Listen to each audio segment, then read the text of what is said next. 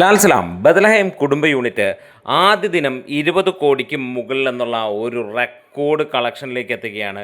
ഒരു ചെറിയ സിനിമയിൽ വന്ന് യാതൊരു ഹൈപ്പും ഇല്ലാതെ വന്ന് അടിച്ച് തൂക്കി ഈ ഓണം എന്നാണ് പറയാനുള്ളത്. ചാനൽ ഒന്ന് സബ്സ്ക്രൈബ് ചെയ്യാം. ഇവിടെ നമുക്ക് കേരള ബോക്സ് ഓഫീസിൽ നിന്ന് ഇതുവരെ ട്രാക്കിംഗ് ആയി ലഭിച്ചിരിക്കുന്നത് 3,91,00,000 രൂപയാണ്.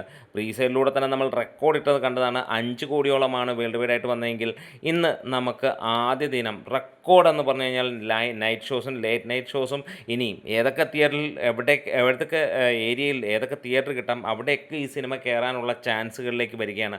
അത്രത്തോളം തിരക്കാണ്. ഈ ഒരു ഓണം സീസണിൽ ടിക്കറ്റ് കിട്ടാനില്ലാത്ത സിനിമയായി മാറുകയാണ്. ഇപ്പോൾ 2,32,000 ടിക്കറ്റുകളാണ് ട്രാക്ക് ചെയ്യപ്പെട്ടിരിക്കുന്നത്. അതായത് സിനിമയുടെ ഇന്നത്തെ ട്രാക്ഡ് കളക്ഷൻ ബേസ് ചെയ്ത് നോക്കുമ്പോൾ 5 കോടിക്കടുത്താണ് സിനിമയുടെ കളക്ഷൻ എത്താനുള്ള ചാൻസുകൾ.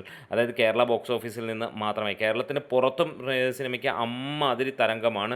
അതായത് ഒരു ദിവസം തന്നെ, ഈ ഒരു ദിവസത്തിൽ തന്നെ നമുക്ക് പ്രീസെയിൽ കളക്ഷൻ കൂടെ നോക്കുകയാണെങ്കിൽ ഏകദേശം 3 കോടിക്കടുത്ത് 2,70,00,000 രൂപയോളം സിനിമയ്ക്ക് വന്നു കഴിഞ്ഞിരിക്കുന്നു എന്നുള്ളതാണ്.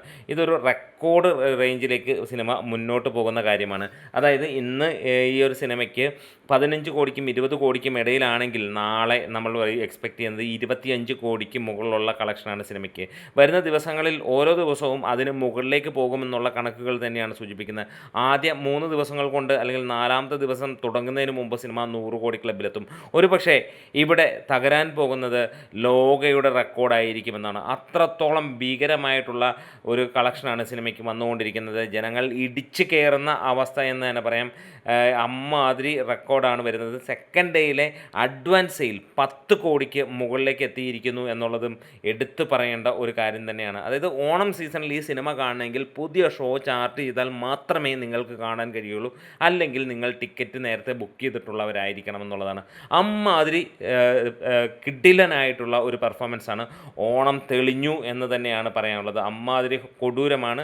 അപ്പോൾ ഒരു കാര്യം ഉറപ്പിക്കാം, നിവിൻ പോളി, ഗിരീഷ് ഏടി ഈ ഒരു പടം ഇന്ന് മലയാളം ഇൻഡസ്ട്രിയിലെ അടുത്ത സൂപ്പർ ഹിറ്റ് എന്നല്ല, സൂപ്പർ മെഗാ ഹിറ്റ് എന്നല്ല, ബ്ലോക്ക് ബസ്റ്റർ എന്നല്ല, ഈ ഇൻഡസ്ട്രി ഹിറ്റിലേക്ക് എത്തുകയാണ് എന്നുള്ളതാണ് എടുത്തു പറയാൻ. ഇൻഡസ്ട്രി ഹിറ്റ് മാത്രമല്ല, മലയാള സിനിമയിലെ ഏറ്റവും കൂടുതൽ കളക്ഷൻ നേടുന്ന ചിത്രമായി മാറാനും പോവുകയാണ്.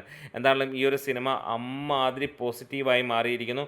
നമുക്കറിയാം, ഈ ഒരു ജോണറിൽ വരുന്ന സിനിമകളൊക്കെ തന്നെയാണ് ആളുകൾക്ക് ഇഷ്ടം. എത്രത്തോളം ആക്ഷനോ എത്രത്തോളം ടെക്നോളജിയൊക്കെ വളർത്തി വലുതാക്കിയാലും ജനങ്ങളുടെ മനസ്സിൽ എപ്പോഴും ഇങ്ങനെയുള്ള സിനിമകളാണ്. അതിൽ നിവിൻ പോളി തന്നെയാണ് രാജാവ് ഈ ഒരു കാലഘട്ടത്തിൽ.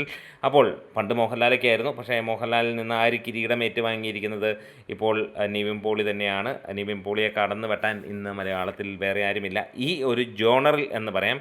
മോഹൻലാലിനെയൊക്കെ വെച്ച് കമ്പയർ ചെയ്യുമ്പോൾ മോഹൻലാലിൻ്റെ ജോണറൊക്കെ പറഞ്ഞു കഴിഞ്ഞാൽ വേറെ റേഞ്ചുകളാണ്, നമുക്ക് എല്ലാവർക്കും അറിയാം. അതിൽ ഒരു പോർഷനാണ് നിവിൻ പോളി എന്നുള്ളത് മാത്രമാണ് എടുത്തു പറയുന്നത്. എന്തായാലും ആളി കത്തട്ടെ, കത്തി പടരട്ടെ, ആഞ്ഞ് പൊളിച്ച് കത്തട്ടെ എന്ന് ആശംസിക്കുന്നു. ഇപ്പോൾ മറ്റൊരു ലഭ്യമായ കണക്കുകളിൽ നിന്ന് കേരള ബോക്സ് ഓഫീസിൽ നിന്ന് 4.5 കോടി കടന്നിരിക്കുന്നു. റെസ്റ്റ് ഓഫ് ഇന്ത്യയിൽ നിന്ന് 1,20,00,000 കഴിഞ്ഞ് ഇന്ത്യ കളക്ഷൻ 5,70,00,000 കഴിഞ്ഞിരിക്കുന്നു എന്നുള്ളതാണ്. സർവം മായയുടെ കളക്ഷൻ 3,90,00,000 അതും തകർത്ത് അതിൻ്റെ ഡബിൾ മാർജിനിലേക്ക് സിനിമ എത്തുന്നു എന്നുള്ളത് തന്നെയാണ് എടുത്തു പറയാനുള്ളത്. വീഡിയോസ് ഇഷ്ടമെങ്കിൽ സപ്പോർട്ട് ചെയ്ത് തരാം.